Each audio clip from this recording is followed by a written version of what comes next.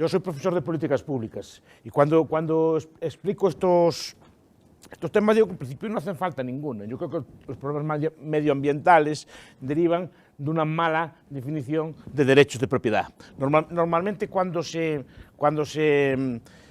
justifica el medio ambiente, pues se justifican conceptos como las externalidades, por ejemplo, ¿no? O justifica como un concepto así genérico como el medio ambiente, sin definir muy bien en qué consiste el medio ambiente, porque no sé qué es eso del medio ambiente correcto. Un medio ambiente correcto puro sería que eliminar todas las ciudades, eliminar todas las casas y que volviera todo a estar como estaba antiguamente. Desde el momento que el ser humano interviene, altera el medio ambiente. El problema es cuál es la situación correcta, sana, etcétera, que tiene que tener el medio ambiente, ¿no? para que esté bien. Si es la condición pues, que afecta a la salud humana o así, pues no sé, habrá que buscar casos concretos, pero normalmente la salud humana no parece verse muy afectada por esto, porque la esperanza de vida en todo el mundo está creciendo, es creciendo a velocidades de vértigo, ¿no? Tanto en cantidad de vida como en calidad de vida. Entonces, el medio ambiente, el daño que hace al medio ambiente, habría que constatarlo en algún sitio, habría que constatarlo en algún tipo de cuestión concreta. Pero dicho esto, ¿por qué no defiendo la intervención y por qué defiendo la visión del medio ambiente en términos de derechos de propiedad? Después podemos hablar un poco si quieren de política, ¿no? Primero porque normalmente, si quiere, el daño medioambiental normalmente es causado por la intervención estatal, no al contrario, me voy a explicar. Antes del siglo XIX, la regulación del medio ambiente, primero, que no era una preocupación aún. El medio ambiente se ve como un amigo del ser humano. El ser humano y el ambiente nunca se llevaron bien. O sea, que decir, el medio ambiente, si lo dejan solo, lo come a uno. Entre plantas, animales, plagas, todo tipo de cosas, es así. Pero bueno, antes, ¿cómo se solucionaba el medio ambiente? Problemas de medio ambiente, de ruidos, de contaminación, de polución, etcétera, todo ese tipo de temas. Se solucionaban por leyes de tort, por principios judiciales de propiedad privada, basándose en principios, por ejemplo, como el homesteading o el derecho de primer ocupante, se establecían derechos de propiedad y a partir de ahí se intentaba minimizar el daño ambiental. Es decir, si yo tenía una industria contaminante,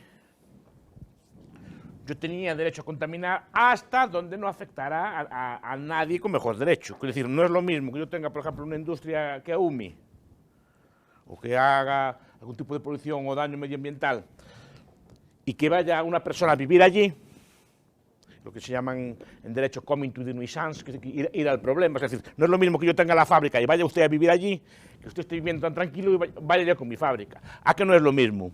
No. En el primer caso, yo llegué primero y si usted se llega allí, el problema tiene que aceptar la contaminación. Y al revés, no. Al revés, yo estoy tan tranquilo, usted tiene que parar la contaminación. No solo tiene que parar la contaminación, siempre y cuando se demuestre que existe. Es decir, si yo tengo mejor derecho, usted no puede contaminar. Entonces, este sistema que llevaba a que las fábricas, las industrias buscasen sitios de instalación lo más alejados posible de la población o buscase cualquier cosa, mecanismos que no contaminasen a los demás, porque el otro no solo es que podía pararle en derecho podían pararle la producción, o en todo caso obligarlo a negociar. Pues se pueden hablarme de costes, cosas así. Yo no soy muy cuasiano, porque no soy, porque esos son los de Chicago, pero yo no. Pero la idea es esa. Entonces, a partir de ahí se iba estableciendo unos derechos de propiedad, y de tal forma que el propietario no podía incrementar su contaminación, y cualquier instalación nueva tenía que velar por no molestar a nadie ya instalado. Y eso, claro, reducía mucho el incentivo a contaminar. ¿Qué pasa? Y si podemos después, si quieren, discutir cómo se arreglaría todo eso, ¿no? Pero en principio, ese era el principio. ¿Qué pasó? Que en el siglo XIX los estados expropiaron aguas, o sea, ríos, acuíferos, cosas por el estilo, el aire, las minas, los mares, los subsuelos, ¿no? Es decir, que a partir de ahora todos esos bienes pasan a ser regulados por los distintos estados. Y los estados establecen licencias de contaminación. Licencias de contaminación que pueden saltarse literalmente los derechos del primer ocupante. Pensando, por ejemplo, cerca de donde vivo yo. Era una ciudad muy bonita, Pontevedra, con sus playas y cosas por el estilo. El Estado español decidió en tiempos de Franco hacer una fábrica de celulosa porque supuestamente por criterios utilitarios había que crear empleo, había que crear industria, había que crear progreso nacional y cosas por el estilo, ¿no? No sé si saben, las celulosas son una cosa absolutamente contaminante, echa mucho humo y es muy maloliente, es una cosa especialmente maloliente y es muy conflictiva, pero es igual. Los que tenían mejor derecho fueron expropiados en nombre del interés general, en nombre del bien común, en nombre del progreso y en nombre de la industria, fueron expropiados sus derechos y se instaló una celulosa que literalmente arruinó a los pescadores, que arruinó a todos los que tenían hoteles o negocios en la playa, en nombre de un interés general. Y ahora se queja de que Pontevedra está contaminada. No, Pontevedra está contaminada porque el gobierno decidió que se contaminase. Decidió expropiar los derechos de propiedad de los que los tenían y decidió otorgar los derechos de propiedad a una industria que, como es normal, era una industria pública. Además, por encima. Pero eso sí, en nombre del progreso, interés general, este tipo de cosas. Pero lo mismo pasa con los ríos, lo mismo pasa con los mares, lo mismo pasa con todo tipo de cosas. Si están sucios, ¿no? ¿Quién es el gestor de estos mares, ríos y este tipo de cosas? ¿Quién los gestiona? Porque desde luego los gestiona bastante mal, ¿no? Si hay contaminación, será el gestor de esos bienes que hay. Normalmente los espacios privados acostumbran a estar más limpios, menos contaminados y más tal, por el propio interés del propietario. Muchas veces se piensa que el propietario tiene un interés en destrozar todas sus propiedades y que humen y que huelan y cosas por el estilo. No, el propietario tiene interés en tener lo más limpio posible. Por ejemplo, los propietarios de bosques tienen interés no solo en otras maderas, que esté limpia, porque así pueden aprovechar los terrenos madereros pues, para hacer camping o para alquilarlo para usos recreativos o para otro tipo de usos. No tienen ningún interés en que se contamine. Es decir, el propietario del mar no tiene ningún interés en que esté lleno de bolsas de plástico o cosas por el estilo. ¿Qué pasa? Que no hay propiedad, no hay derechos de propiedad efectivos sobre ese tipo de cosas. Entonces, habrá que buscar quién es el responsable de eso y discutir con él, a ver cómo lo gestiona él y cómo lo gestiona. Como es propiedad de él, causa el daño y después quiere corregirlo, como casi acostumbra a ocurrir en política, haciendo políticas públicas. Y en vez de ir a la raíz del daño, no, busca los efectos. Hay bolsas en el plástico. En vez de decir, mira, vigila, es tu propiedad, tienes que cuidar que no te eche nadie cosas allí, no, o que no te contaminen, o cambiar los hábitos de la gente. No, prohíbes las bolsas de plástico para todo el mundo. En vez de cuidar tu propio mar o cuidar tu propia propiedad haciendo eso, no, prohíbes el uso de plásticos o prohíbes, como el aire está contaminado, en vez de, por ejemplo, establecer derechos de propiedad, sobre las calles, por ejemplo. Si las calles tuvieran algún tipo de derecho de propiedad sobre el aire, sobre el ambiente o cosas por el estilo, pues el propietario de la calle dice, aquí no se puede contaminar o aquí determinados camiones no entran o determinadas cosas no entran. Como el Estado gestiona el aire, simplemente le ponen un impuesto para todo, en España le llaman céntimo verde. El céntimo verde le grava las gasolinas y los gasóleos para gastarlos en medio ambiente.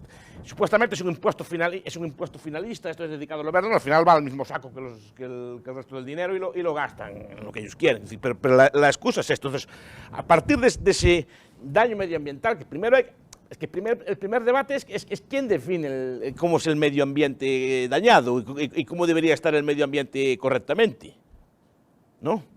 ¿Y por qué está así? ¿A qué se debe? ¿No? Porque en mi casa no hay bolsas de plástico tiradas en el suelo, ¿no? Y en cambio en las aguas del Estado está lleno de agua, de cosas así por el estilo. Habrá que establecer algún tipo de derecho y habrá que ver cómo el propietario es capaz de gestionar, que no es capaz de gestionarlo bien. Porque los ríos están llenos de basura y el aire está sucio. En cambio, el aire de aquí de esta universidad está limpio y está lleno de verde y de bonito así. Pues a lo mejor hay que mirar cómo se establecen derechos de propiedad. Ahí tenemos por ejemplo, todas las teorías de la ecología de mercado, de Anderson y Leal y de otros autores, Gary Beckerman o de Wilfred Beckerman, y de otros autores que explican, bueno, pues un sistema de propiedad privada es la mejor garante de la conservación del medio ambiente, por lo que estamos diciendo, porque tiene, por ejemplo, cuando mi abuelo cortaba un árbol, plantaba otro, porque si no la finca se le deteriora. Es que algunos economistas decían, no, es que yo no sé qué tal, si no, como no voy a vivir, ya soy mayor, ya no voy a plantar más. No, es que usted, aunque sea anciano, planta, porque el propio valor de la finca se incrementa ya. Usted pide una hipoteca con árboles plantados, el valor de la hipoteca suma. Hay muchas formas de hacer esto, además que la propia tierra sube de valor, aunque no lo vayas a ver tú. el árbol crecido, ya puedes pedir prestado y tiene más valor, tiene un valor de venta superior inmediatamente. Y después, las personas que piensan, pues hay que pensar en sus hijos y cosas por el estilo, ¿no? Entonces, los derechos de propiedad bien asignados, yo creo que sería la mejor forma de asignar cosas medio ambiente, porque además responde a las distintas valoraciones que cada uno tiene del medio ambiente. Porque ahora se nos impone una valoración general del medio ambiente estatal y para todos la misma, y como que todos tuvimos que valorar el mismo ambiente o las distintas facetas del medio ambiente de la misma forma. Y se privilegian unos espacios sobre otros, por ejemplo, por criterios estéticos. En mi país, no sé por qué les gusta mucho la playa a los gobernantes y protegen mucho las playas. Yo, la playa es un paisaje que realmente odio. Lo odio a muerte, es decir, es un paisaje que me repele, es decir, pero es mi gusto, porque tienes que proteger la playa, en cambio, un terreno de monte no está protegido. ¿Por qué es más bonita la playa que el terreno de monte? Porque se privilegian unos espacios frente a otros, ¿no? O el concepto de parque natural, porque los parques naturales en España, es decir, los campesinos o los habitantes tradicionales de esos sitios conservaron hasta el día de hoy esos parques, porque si no, no habrían llegado hasta hoy. Lo conservaron siempre históricamente con su cuidado, con su el premio que lleva es que el Estado los expropia. Los expropia sin pagar, porque les expropia los usos. La propiedad sigue siendo suya, pero no pueden hacer nada en ellos para mantenerlo como antes, ¿no? Y eso es otro tipo de política ambiental. Supuestamente la creación de parques nacionales, eso que lo ha inventado en Yellowstone y en Yosemite en Estados Unidos, después se copió en todas partes, hacer parque. Aquí supongo en Guatemala también hay parques nacionales ahora, ¿no? Pues es el propietario de esta tierra queda expropiado literalmente de, no sé cómo funciona aquí, pero en España no le expropian la propiedad, le expropian el uso. Es decir, ahora el partido no puede hacer nada, ni puede construir, no puede cultivar, no puede hacer nada, pero sigue siendo suyo, tiene que pagar impuestos por el igual. Es suya, pero le expropian el uso. Entonces, son políticas de ese estilo. Yo digo, la mejor política pública en ese aspecto es respetar la propiedad, porque, repito, además se adecúa a las distintas valoraciones de cada persona. Yo, a lo mejor, un espacio de playa no lo conservaba. Es que además es histórico. Es que parece como si hubiera objetivamente determinado los valores. Y bueno, me contaba que las playas antes eran para los hijos vagos. Las tierras de playa eran para los hijos vagos o que no valían para nada, porque la tierra de playa es una tierra que en sí no vale para nada, o sea, no vale para cultivar. Ni si le ocurría a mis abuelos pensar que estuviera la gente tumbada al sol allá a no hacer nada, ni si le pasaba por la cabeza. Entonces, son tierras malas normalmente que no tienen valor de cultivo ni de nada, pero es que ahora de repente Coco Chanel las puso de moda, y puso de moda el moreno en los años 20 y 30, y ahora esas tierras que antes no valían nada no valen mucho, porque son terrenos que personalmente me parecen horribles, y a mis antepasados les parecían horribles también, porque no las valoraban para nada, pero ahora cambió. Entonces hay que proteger las playas, en cambio el monte no. A mí el monte me gusta mucho más que la playa, pero repito, si la valoración es subjetiva, yo con mi tierra pues haría lo que quisiera, y cada uno con la tierra haría lo suyo. Y los que les gusta la playa, pues comprarían la playa y la conservarían bonita. Y los que queremos monte, compraríamos monte y lo mantendríamos bonito, ¿no? Pero porque esa valoración objetiva del Estado de cuáles son los sitios bonitos. Pasa igual que con los animales, ¿no? Los animales todos tienen derecho, solo tienen derecho a los animales bonitos, como digo yo, no los animales feos. Ratas, cucarachas, así, eso no tiene derecho. Osos panda, ositos, koalas, eso sí, porque son bonitos. Entonces, pero eso no es un criterio de justicia, es un criterio de estética. Entonces, el medio ambiente se considera que algunas cosas estéticamente son más bonitas, algunos paisajes de bosque son más bonitos y otros no. Y otros se puede hacer con ellos lo que quieras. Obras o puedes llenarlos de concreto, hacer edificios o hacer todo tipo de cosas. Entonces, eso es la idea. Y después un otro aspecto que me gustaría destacar es el del... ¿Cómo decirlo? Es que las políticas medioambientales ahora están como de moda. Eso hay un señor que se llama de moda, es decir, el gobierno siempre busca justificaciones a su intervención. Los gobernantes históricamente pues, son, por ejemplo, justificaciones de corte ético. Que si la justicia social, que si la igualdad, que si la redistribución, eran conceptos de corte ético, garantizar mínimos, es eso. Pero debe ser que no llega a que empiezan a buscar justificaciones nuevas, ¿no? Por ejemplo, se buscan también en la salud. Creo que fue Thomas Stas que escribió eso sobre la farmacracia y creo que hay varios autores que escribieron sobre el llamado gobierno terapéutico, en el sentido de que el gobierno justifica sus intervenciones en la salud. que si tal cosa no la puede hacer, que no puede fumar por su salud, que no puede hacer tales prácticas por su salud. Bien. Otros lo justifican en la securitización. Es decir, se puede hacer cosas por seguridad, por la seguridad nacional, entonces se justifican políticas agrarias para garantizar el suministro alimentario, se garantizan políticas de infraestructuras para garantizar la seguridad bélica nacional, etc. Pero después encontraron una gran mina en el medio ambiente. Yo, como soy profesor de políticas públicas, antes le decía al profesor, yo hace pues ya 20 años o 20 y tantos años que doy clases de políticas públicas. Cuando empecé yo a dar políticas públicas no había ministerios de medio ambiente.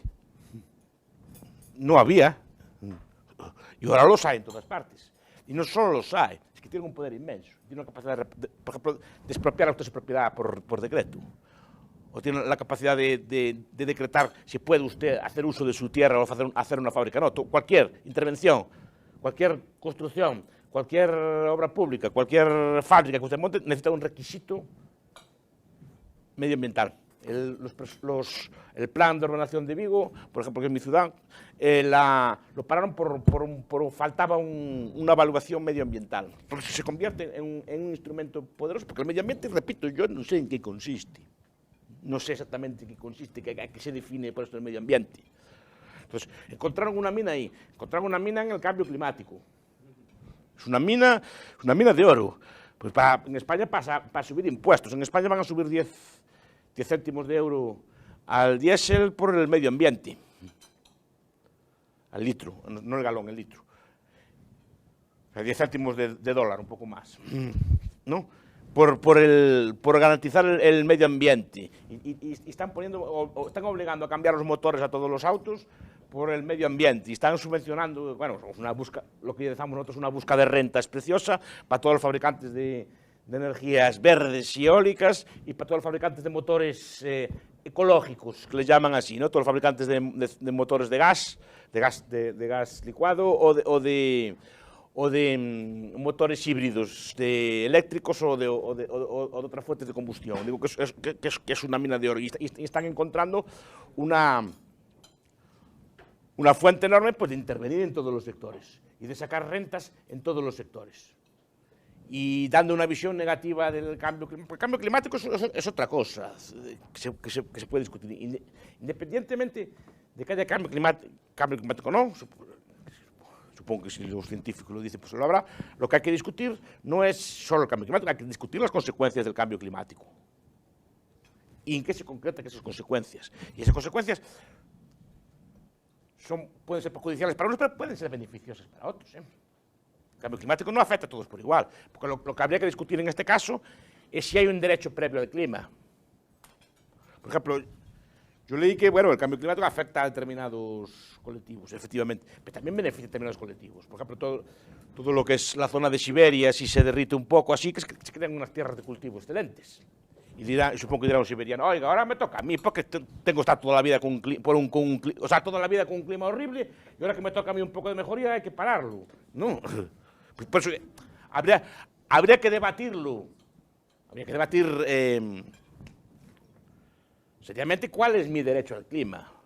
Y después, si se puede probar que tal industria o tal cosa causa cambio climático, pues habrá que sancionar o hacer que el que contamina con esa cosa compense al que le afecta.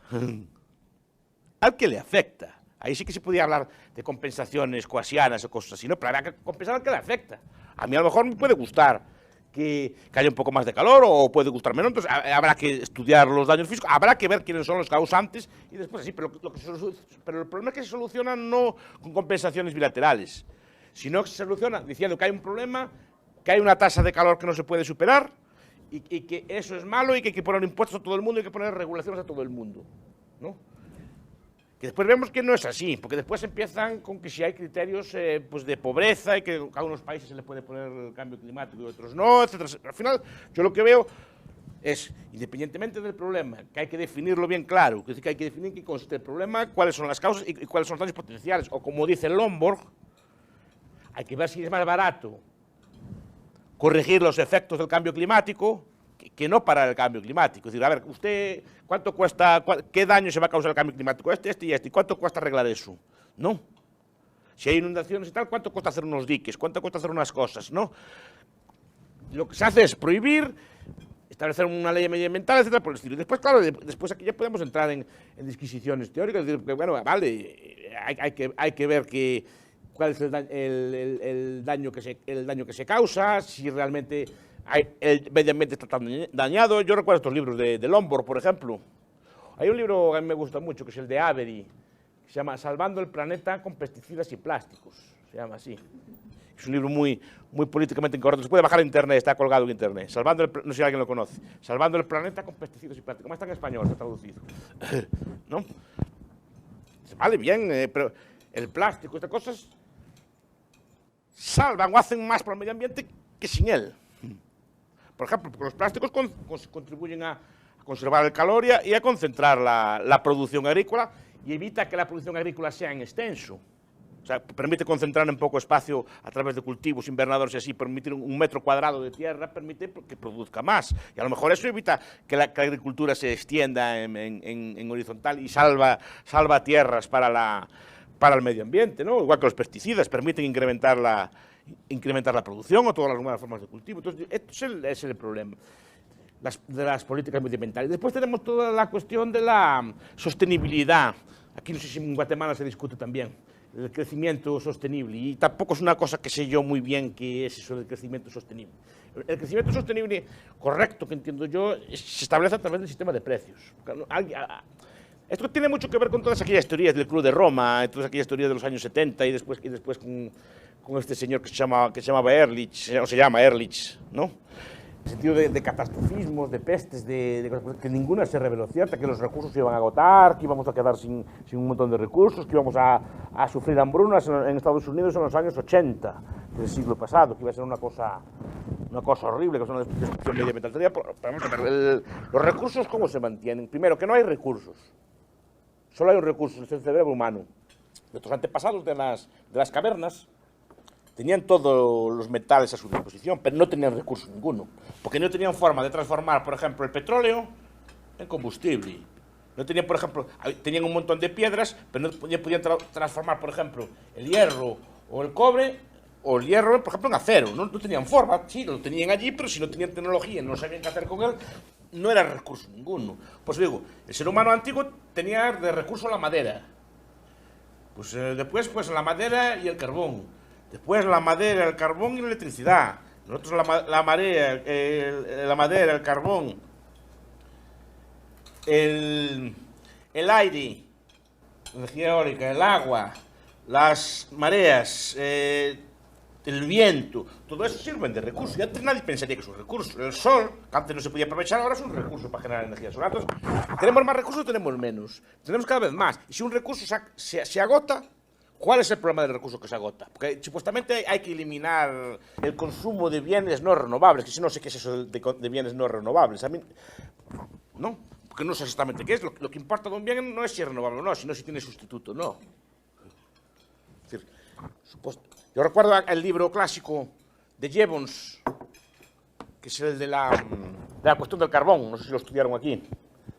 Jevons, como saben, fue uno de los padres del marginalismo y escribió un libro, también traducido, que se llama La cuestión del carbón. Él decía que se iba a acabar el carbón, que era un peligro y que no había carbón, porque en el siglo XIX todo andaba con carbón. Las locomotoras andaban con carbón, la calefacción era con carbón, las fábricas andaban con carbón, todo era con carbón. Entonces, si iba a acabar el carbón, que había que poner algún tipo de medida medioambiental, algún tipo de política medioambiental para eliminar que se acabara el carbón. Primero, hay más carbón que nunca, porque se encontraron nuevas formas de picar carbón más profundas o con nueva maquinaria, aprovechar con técnicas nuevas de reutilizar el carbón usado que antes no se podía llegar a él, etc. Primero, a más carbón que nunca. ¿Para qué queremos tanto carbón? ¿Para qué queremos tanto carbón? ¿Para qué queremos haber ahorrado carbón? Aparte de fastidiar a la gente del siglo XIX. No para que querríamos haber ahorrado carbón. O sea, le mandamos a ahorrar al siglo XIX, que los pobres no tenían tecnología, y le mandamos no gastar carbón. ¿Para qué? Para después nosotros, como en España, obligar a cerrar todas las minas de carbón. Porque ya tenemos de sobre. Y el carbono, además, contamina y crea CO2 y no sé qué más cosas hace, ¿no? Hay que descarbonizar la sociedad. O sea, primero le mandamos a ahorrar y ahora que tenemos carbón de sobra, ni siquiera podemos usarlo. Es el problema, todo eso del desarrollo sostenible. Yo creo que son como todas las excusas, fuentes de rentas, fuentes de búsqueda de rentas.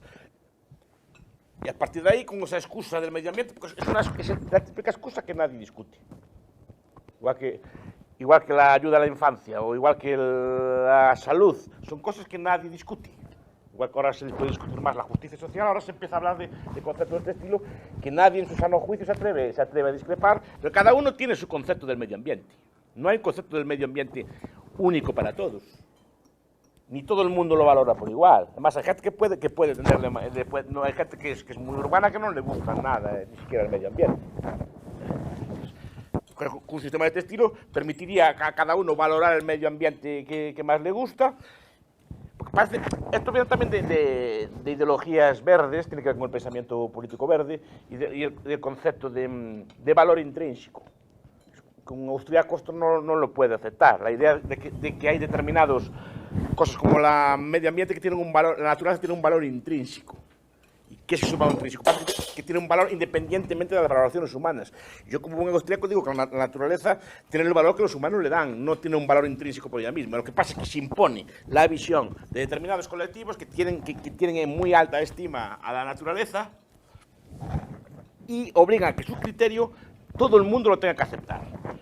Porque esto también es un valor histórico, ¿no? Es decir, que yo en tiempos antiguos, por lo que contaban los tiempos de mis abuelos o así, la naturaleza, primero, era considerada muchas veces como un enemigo. Los árboles, por ejemplo, son bonitos de ver, pero si los tienen en una finca, le rompen los cimientos de la casa, le tiran abajo los muros. Es decir, no son... ¿no? Y crecen y invaden su espacio. Y los animales también. Los animales normalmente, hasta hace muy poco, lobos, zorros, jabalíes, eran enemigos del ser humano porque le comían literalmente su comida y se enfrentaban a ellos. Entonces, los antiguos, la gente hasta hace poco, priorizaba básicamente la producción, la creación de riqueza, la creación de empleo frente a la naturaleza.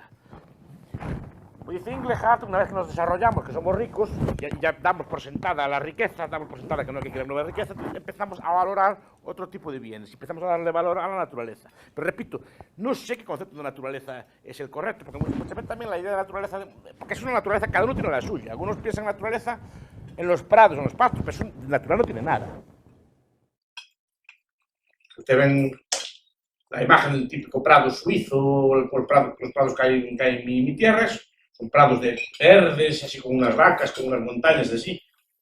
Eso natural no tiene nada, eso es totalmente artificial. Es todo lo que se ve allí lo cortaron, plantaron pasto y lo conservan de forma artificial. No es, de natural no tiene nada. Es el típico paisaje que le gusta a la gente. O sea, el paisaje, lo que llaman en la naturaleza, es una cosa absolutamente artificial, ¿no? Y muchos de los árboles que se ven así en los bosques son bosques artificiales, son bosques artificialmente plantados, controlados por el ser humano, por eso tienen un cierto carácter estético. Y de hecho, la naturaleza se está alterando, porque las plantaciones de árboles que se hacen en muchos países son plantaciones controladas. O sea, controladas, es decir, se decide que en esta zona, por ejemplo, hay que recuperar tal árbol y se plantan esos árboles. Eso de natural tiene bien poco. Sino que es un proyecto diseñado basado en alguna idea idílica de cómo era en el pasado.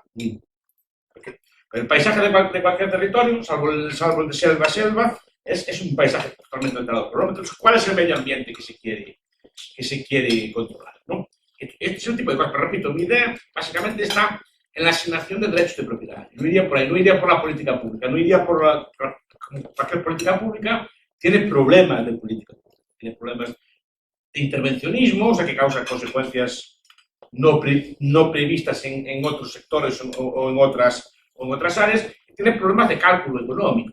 Es decir, cuánto hay que gastar en el medio ambiente, dónde hay que gastarlo, cuáles son los animales que hay que proteger, cuáles son los bosques que hay que proteger, cuáles son los paisajes que hay que proteger concretos, y por qué este sí y este no. ¿Cómo se decide esto? El sistema de propiedad privada gustaría mantener el medio ambiente y lo adecuaría a lo gusto de la gente. Si a la gente le gustan los paisajes de selva, como está pasando en la Amazonia, pues en Estados Unidos hay empresas o hay colectivos que hacen compran la Amazonia. Compran, la tienen allí como ellos quieren. Después, pueden dar uso, no, o la compran para mantenerla virgen y pura, y está en su derecho. Estados Unidos, por ejemplo, hay muchas empresas, ya no recuerdo el nombre, hay primeras empresas que incluso compran espacios boscosos, así nos mantienen. Pero algunos de ellos incluso permiten explotar el petróleo que hay debajo de ellos. Porque dicen que así pueden financiar y comprar más tierras. Sí, claro que sí. Pero que dicen que lo mantienen de una forma limpia, sí. Y porque es suyo. Y lo explotan y compran más tierras y las mantienen verdes. Los principales conservadores de Estados Unidos, por ejemplo, donde más tierra tenemos, por ejemplo, son las empresas de los ferrocarriles que tienen, son las principales propiedades de tierra, que conservan el uso de sus bosques, ponen la madera cortada y lo mantienen verde para que vaya la gente. Esas películas que se ve que va la gente a cazar y así, pues son tierras de este estilo que lo mantienen ellos así para que la gente pague por estar allí de acampada o por el uso de sus bienes o por el uso de la caza que hay allí.